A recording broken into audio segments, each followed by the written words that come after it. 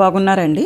ఇది గురువారం తీసిన వీడియో అండి. బాబాగారి గుడికి వెళ్తున్నాం కదా, సాయంత్రం టైంలో ఇలాగ 4 అవ్వకుండానే నేను 3 దాటిన తర్వాత 4 కొంటే కొంచెం ఒక 10 నిమిషాల ముందు సాయంత్రం అప్పటికప్పుడు కోసిన పువ్వులు అయితే తాజాగా ఉంటాయి కదండి. బాబాగారికి పువ్వులన్నీ కోసుకొని తీసుకుని వెళ్తున్నానండి.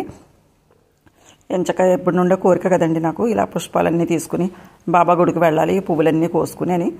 ఇక్కడ బాబా గుడికి ఉదయానికి కొంచెం కవర్లో వేసి ఉంచేసి పక్కన పెట్టేస్తున్నారు.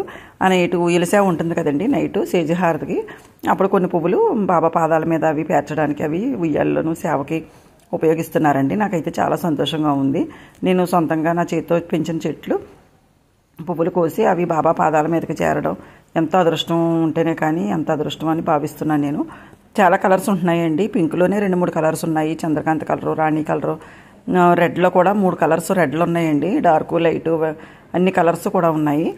నాకు మొన్న చెప్పాను కదండి మీకు, నాగపాములు కళ్ళలోకి వచ్చినవని.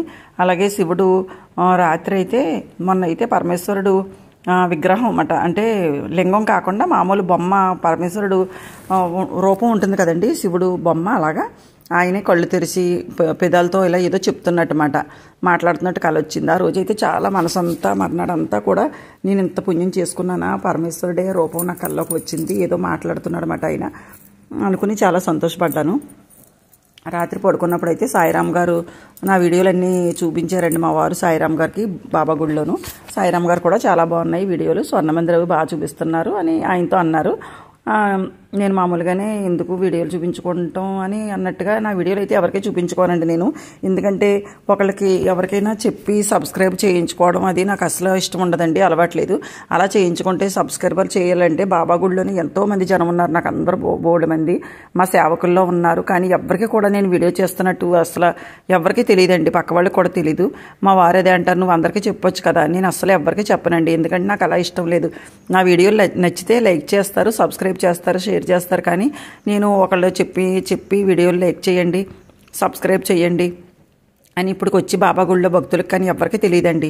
నిన్నే చాలామంది తెలుసుకున్నారు, వీడియోలు చేస్తున్నారా, వాయిస్ బాగుంది, చాలా బాగా చేస్తున్నారని. మా వారు సాయిరామ్ గారికి బాబా వీడియో అదైనా స్వర్ణమందిర్ వీడియో చూపిస్తే అక్కడ 5, 6, 8 మంది ఎంతమందో చూసి సబ్స్క్రైబ్ చేసుకుని నా వీడియోలన్నీ చూస్తున్నారన్నమాట. గుళ్ళు అన్నీ బాగా చూపిస్తున్నారు కదండి, కోనసీమ అంతా, మీరు ఎందుకు అలాగా సిగ్గుపడుతున్నారు, మీ వాయిస్ బాగుంది అని అన్నారు తప్ప నేనైతే అసలు చెప్పుకోలేదండి ఎప్పుడూను. శివలింగానికి పెరుగన్నం పెట్టమ్మా, బెల్లం ముక్కేసి సాయిరామ్ గారు అన్నారు.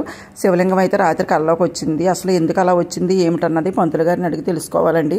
నాకు నాగపాములు కళ్ళలోకి వస్తున్నాయి, శివుడు కళ్ళలోకి వచ్చాడు, శివలింగం కళ్ళలోకి వచ్చింది, పంతులు గారిని అడగాలి. ఈ వీడియో మీకు నచ్చట్లయితే లైక్ చేయండి, షేర్ చేయండి, సబ్స్క్రైబ్ చేయండి.